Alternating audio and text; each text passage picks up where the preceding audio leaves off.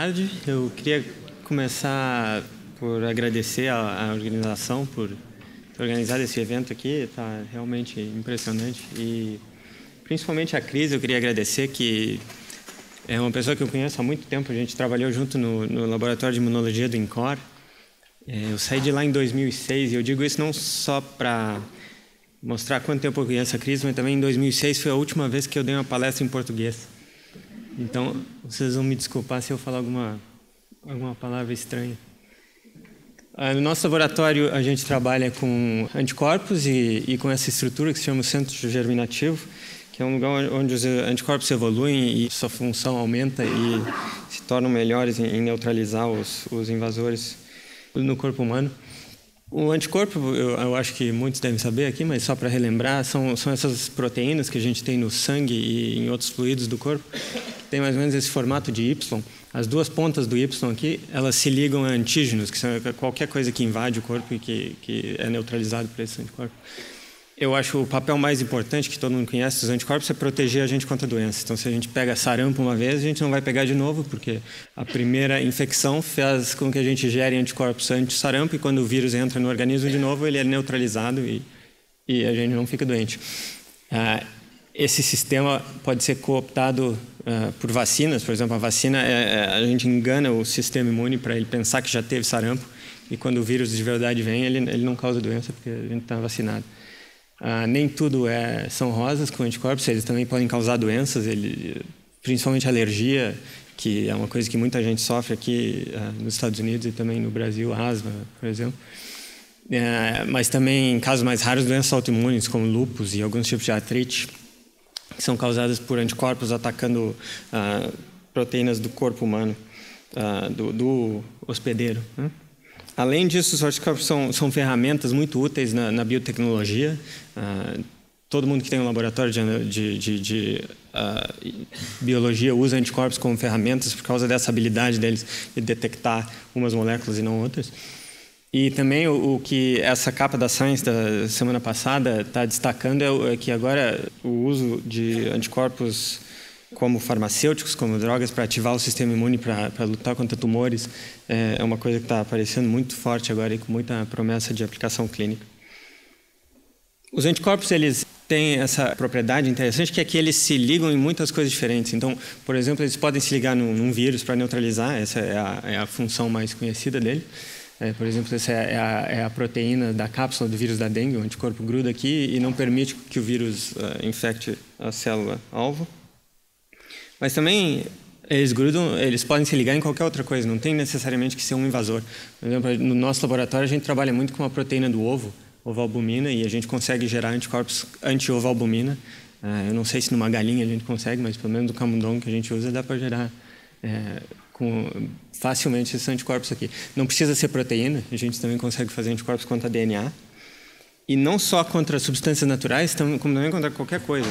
Então, isso foi um dos trabalhos pioneiros da ciência do anticorpo, que deve fazer mais ou menos uns quase 100 anos que esse trabalho começou, que foi que a gente consegue gerar anticorpos específicos contra essa molécula aqui, mas que não reconhecem essa molécula aqui, que é quase a mesma coisa. Que reconhecem essa, mas não reconhecem essas duas. E uma grande pergunta que apareceu dessa descoberta todas foi como é que nós, com o nosso genoma finito, a gente tem mais ou menos 20 mil genes no genoma, como que a gente consegue gerar um anticorpo contra isso, um contra isso, um contra isso, contra praticamente uma infinitude de estruturas moleculares diferentes.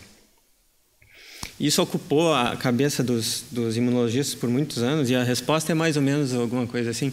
Os anticorpos não são gerados, não tem um gene para cada anticorpo. Tem uma junção combinatorial de vários segmentos. Então, tem os segmentos V, D e J, e a junção aleatória desses segmentos gera anticorpos aleatórios. Então, nós temos células B, que têm esses anticorpos na superfície, e eles são aleatórios, eles não são gerados contra nada em específico, e quando um antígeno entra no organismo, ele seleciona aquela célula B, que tem calha de ter um anticorpo que funcione contra esse antígeno, e seleciona ela para expandir. Mas esse anticorpo que é o resultado dessa junção aleatória, ele não é muito bom. Ele começa como um anticorpo fraco, ele tem a habilidade de se ligar, por exemplo, num vírus, mas não tem a capacidade de neutralizar esse vírus eficientemente. Então, tem uma segunda fase da geração de anticorpos, que é após o contato com o antígeno, em que um anticorpo evolui. Ele começa... é uma evolução muito parecida com o sistema darwiniano. Ele começa como a molécula codificada por esses segmentos, mas tem uma enzima mutadora, que insere mutações especificamente na parte do anticorpo que liga no antígeno. Essas mutações são aleatórias, mas o sistema consegue selecionar quais são as mutações vantajosas e fazer essas células expandirem e fazer... Depois de ciclos de mutação e seleção, a gente termina com anticorpos que são muito eficazes contra os antígenos de imunização. E, para dar um exemplo de como isso é importante, isso aqui é um anticorpo neutralizador anti-HIV, que tem a capacidade de neutralizar quase todas as cepas do vírus. Essa é a sequência de aminoácidos dele aqui. E se a gente compara essa sequência com a sequência que está no genoma, que daquela modificação, a gente vê que de 100 aminoácidos que tem nessa proteína, 30 foram mutados. Então, 1/3 da proteína é diferente do que ela iniciou. E ela consegue, mesmo assim, segue mantendo essa estrutura, mas aumentou muito a capacidade de se ligar à proteína do HIV. Então, o que a gente busca entender no laboratório é como é que esse sistema consegue gerar um anticorpo que é tão diferente do inicial, mas ainda mantendo a estrutura e aumentando a capacidade de neutralizar. Isso aqui é a estrutura do centro germinativo. Esse é o lugar onde essa evolução acontece. Isso aqui aparece nos linfonodos e também no baço, quando a gente entra em contato com o antígeno. São células B, que são as células que produzem esses anticorpos. As que estão aqui no meio são as que estão participando dessa reação. Ele é dividido em duas partes, tem a zona clara e a zona escura. Isso aqui em vermelho é o antígeno, que fica depositado lá em cima. E mais ou menos o que acontece, que a gente tem trabalhado nos últimos anos, é que as células dessa zona escura, elas se dividem e mutam, porque elas expressam essa enzima mutagênica. Elas migram para essa parte aqui onde o antígeno está e lá em cima elas conseguem testar o seu anticorpo mutado contra o antígeno, e as que têm sucesso nesse processo voltam para um outro round de mutação e seleção.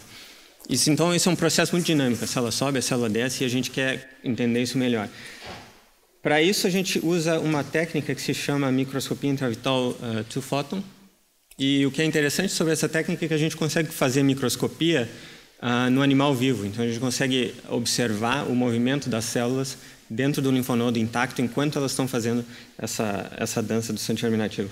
A gente anestesia o animal e abre e expõe um linfonodo cirurgicamente e põe ele no microscópio e observa.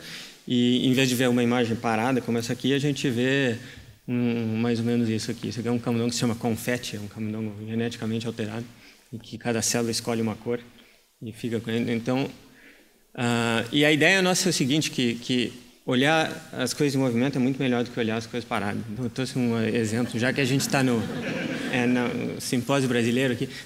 A gente olha essa foto aqui, não dá para entender muita coisa, né? Tem um amarelo aqui, um azulzinho aqui e uma bola, mas a gente nem sabe que essa bola é importante, a gente tem mais ou menos, não sabe o que está acontecendo aqui, mas a gente deixa rolar e aí passa a ser muito claro que o que está acontecendo é que o Brasil está dando uma surra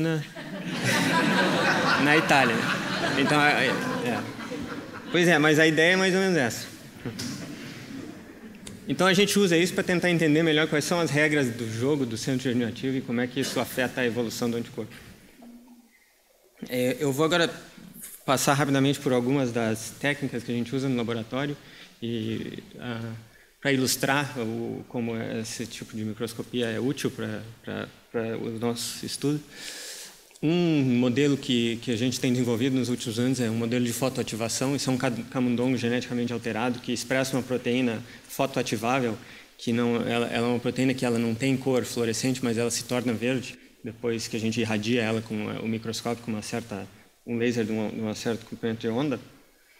E a gente pode usar isso aqui para marcar células onde a gente quiser, em todos os lugares. Por exemplo, dá para fazer arte dentro do linfonodo, desenhar o que a gente quiser. E deixa eu ver se eu consigo tocar. Isso aqui é um exemplo de fotoativação da zona clara e da zona escura. A clara está em cima em vermelho, a escura está embaixo. A gente fotoativa e marcou só as células da zona clara, por exemplo. Agora, para fazer o contrário, marcar só as da zona escura, a gente fotoativa as células lá e dá para ver que dá para marcar claramente as células de acordo com onde elas estão. O que a gente consegue fazer com isso é olhar o que acontece com essas células com o tempo. Então, a gente fotoativa embaixo, depois de algumas horas a gente olha de novo o mesmo centro germinativo e essas células se distribuem. E quantificando isso, a gente consegue determinar, por exemplo, que o fluxo de células da zona clara para a zona escura, da zona escura para a zona clara, que é o que está acontecendo aqui, ocorre muito mais rapidamente do que o fluxo ao contrário, da zona clara para a zona escura. E com isso a gente consegue mais ou menos calcular um vetor e deduzir com isso de que a seleção acontece aqui na zona clara. Tem muito mais células subindo, a maioria delas morrem, mas só algumas conseguem regressar para o lugar onde a mutação acontece. Mais recentemente, a gente usou o mesmo sistema para fotoativar as células T auxiliares, que são um outro tipo de célula que está no centro germinativo e que ajuda a selecionar as células B que têm maior afinidade. E isso a gente estendeu um tanto esse sistema para a gente fotoativa, por exemplo, as células T que estão num centro germinativo, isso aqui é o linfonodo inteiro, fecha o camundongo, costura e 2 dias depois a gente abre e olha onde é que essas células estão e a gente vê que as células T, ao contrário das células B, que são restritas ao seu próprio centro germinativo, as células B se espalham para um lado e para o outro e isso indica que a migração da célula T, que os centros germinativos são abertos para a entrada de células T de fora. E o que a gente conseguiu comprovar depois com microscopia mais convencional. Isso aqui é um centro germinativo. Aqui no dia 0, antes de induzir a invasão, a gente vê as células T passeando por aqui, então daqui a pouco vai aparecer uma aqui que vai entrar. Aqui, entrou para visitar o centro germinativo, mas não gostou muito e saiu. Quando a gente induz a invasão, a primeira coisa a gente começa a ver a proliferação das células T, isso é um dia depois, mas, por exemplo, 5 dias depois a gente vê que o centro germinativo inteiro está sendo invadido por essas células T que vêm de fora. Então, a gente está começando a entender um pouco das regras de como é que isso funciona ao nível da ajuda da célula T à célula B. E também a gente consegue fazer filmes um pouco mais detalhados da interação das células. Como é que a célula T ajuda a célula B a ser selecionada. E o que a gente acha é que as células B competem pela célula T. São poucas células B, poucas células T, muitas células B, e as poucas células T escolhem qual a célula B que elas gostam mais e dão ajuda para essa. E aqui está um exemplo de como a gente acha que isso funciona. Isso aqui é uma célula B, e isso aqui é outra célula B, competindo por essa célula T amarela aqui no meio. E você vê que as duas células fazem um cabo de guerra, assim, para ver quem é que consegue ficar com a célula T, esticando ela aqui, assim, ó. E aí a célula de cima ganha, e a gente acha que isso talvez seja um dos mecanismos como funcione a seleção de quais são as células que têm a maior afinidade. Então, para resumir o que eu falei para vocês hoje, a evolução de anticorpos no centro germinativo ela é extremamente importante para a saúde humana. A microscopia intravital ajuda a gente a decifrar as regras do jogo dessa evolução. E a gente espera que um melhor conhecimento dessas regras nos ajude a gerar novas vacinas e a fazer anticorpos melhores do que os que a gente tem hoje em dia. E eu queria agradecer o pessoal que fez a maioria desse trabalho. Um pouco do que eu mostrei para vocês foi feito quando eu era aluno de doutorado no laboratório do Michel Nussenzweig, em Nova York, na Rockefeller, que também é brasileiro. Mas a segunda parte foi feita aqui no meu laboratório, no Whitehead, por principalmente a Sasha Targ, que já não está mais no laboratório, mas também com a ajuda de todos os membros do nosso grupo. E eu também queria agradecer os nossos sponsors, porque sem eles a gente não ia poder fazer nada. Muito obrigado.